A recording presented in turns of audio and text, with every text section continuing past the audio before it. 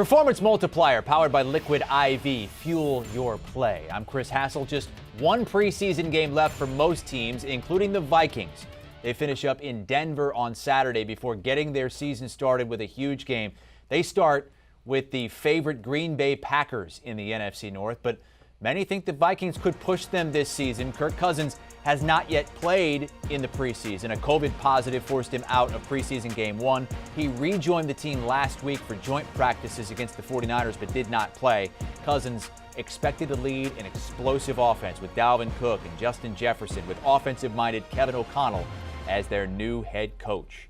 Let's go out to Minnesota, where we find Bryant McFadden and Pete Prisco at Vikings camp. Fellas, what are the keys to success under new head coach Kevin O'Connell? BMac, you can take it away first. Well, looking at what they were not able to do a year ago, finishing the drill. You look at the Vikings season last year, they were in so many ball games, but they lost them in the end of the ball game, late in the fourth quarter, by one possession. So, number one, finding a way to take care of the business within 4 quarters. You can't just play an NFL game for 3 quarters and expect to win. You got to play for a full 4 quarters. So, being able to finish the drill, stay healthy, and just be efficient on both sides of the football, especially on the offensive end. And that's why so many people are high on the Minnesota Vikings, Pete, this year, because of Kevin O'Connell. When they brought him in, many people felt like instantly we will see a different Kirk Cousins. We will see a different Justin Jefferson, Dalvin Cook, and the who's of who in this offense. So we all believe, based on what he's been able to do as a coach in the National Football League, in the National Football League, that he would be able to take some of the things he's done and he's been around in Los Angeles and be able to do the same things here in Minnesota. See, I think the offense was fine last year, and the offense will be good again. We know that. And Kevin O'Connell is an offensive guy. The strange thing about the Vikings the last couple of years is Mike Zimmer was a defensive coach, and the defense was bad. They gave up 4.7 per rush last year. You can't do that in the National Football League and try to win games. You have to stop the run. They're changing their defense. They're going to a 3-4. They brought in some new faces, Darius Smith being one of them. Harrison Phillips will play the nose. I think they'll be better against the run this year. But if you don't stop the run, you can't turn your pass rushers loose. That means Danielle Hunter and Darius Smith. So first and foremost, they will and have to be better stopping the run. Let's get to some futures and some season-long player props. Kirk Cousins is where we start. 30.5 touchdown passes is where it's set. Over the last 2 seasons, Pete, he's averaged more than that, 34 a year over the last 2. Now, an offensive-minded head coach. And he will get over that number. He's going to put up big numbers in this offense. Again, it's an offense that caters to the quarterback. They make it easy on him. He's got great weapons.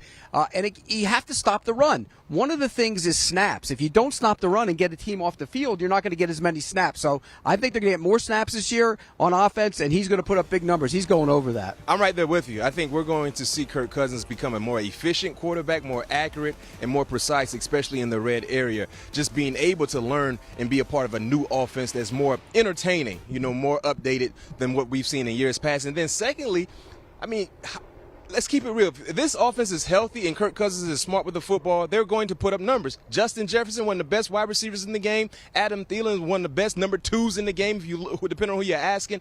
You look at Irv Smith Jr., if he's healthy. That KJ Osborne, and then Dalvin Cook. Think about that. The last name that I mentioned was Dalvin Cook. So me personally, the cupboard is not bare there here in Minnesota. And because of all of that, I'm right there with Pete. I go over 30 touchdowns. And you guys have talked about the creativity under the new offensive-minded regime and Justin Jefferson lining him up in the backfield to get him more one-on-ones. We might see more of that during the season. We've seen it in scrimmages against teams, in squad practices. Let's go with a Jefferson to lead the league in receiving yards at plus 800. Now, nobody has shorter odds than that. He's a co-favorite, and he was second in the league last year, Pete, but he was a full 300-plus behind Cooper Kupp.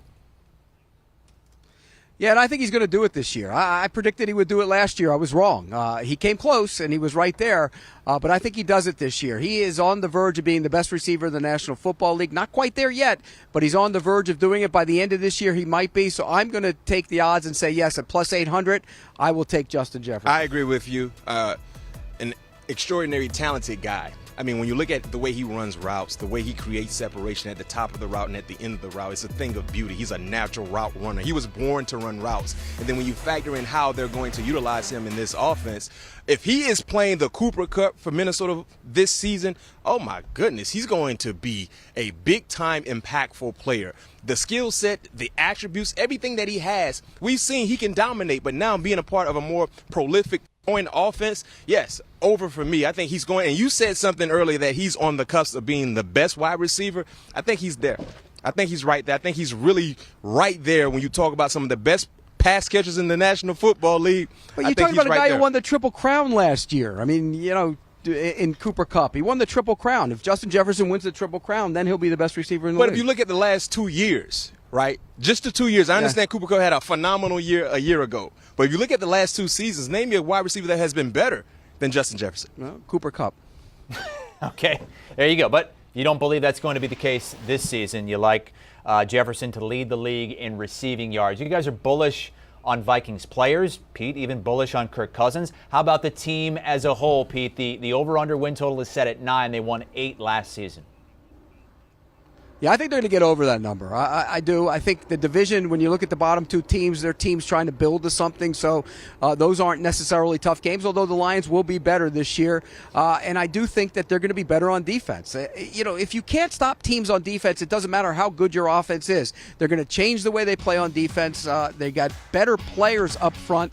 I think, you know, when you look at Danielle Hunter, he has to stay healthy, but when he's healthy, he's a good pass rusher. So I'm going to go over that total. I don't think they're going to get much over it, but they're going to get over it. I don't like agreeing with Pete Prisco a lot, but I have no other right choice. I have no other choice. I'm right there with you. This is a team that won 8 games last year. And think about this. They were still in the playoff conversation towards the end of the season, but they were just bad when it came to finishing ball games. So now you look at this team, a much improved roster, a new coaching regime. Everything that has been in place has looked to be better than what we've seen last year. And you talk about 9 wins. Remember, it's 17 games this season. It's 17 games, no longer 16 games anymore. It's 17, so that's a plus as well. You talked about the division. It's basically 2 teams in the NFC North right now. That's the Packers and the Vikings. This is one of the best props regarding the Minnesota Vikings. Take the season total over. We have to get our graphics people to come up with a graphics with an asterisk. His cousin is Patrick Peterson every time you talk about the Vikings. That has nothing to do when it comes to winning money. My job is to make sure I give the best advice for all Seriously, of our viewers. Can we get them to make money. that every time he talks about the Vikings all year long? His cousin is Patrick Peterson. But unfortunately, I agree with you. And you still want to give me slack for agreeing with you. Because I heard you before talking about how they're going to win the division. I believe that. Okay. That's not fair. Asterisk. Your cousin is Patrick Peterson. I mean, you could argue that that's a bold prediction, that the Vikings are going to unseat the Packers in the division. Pete, you love making bold predictions. No, Give that's us not one bold, on Chris. The Vikings. That's not bold.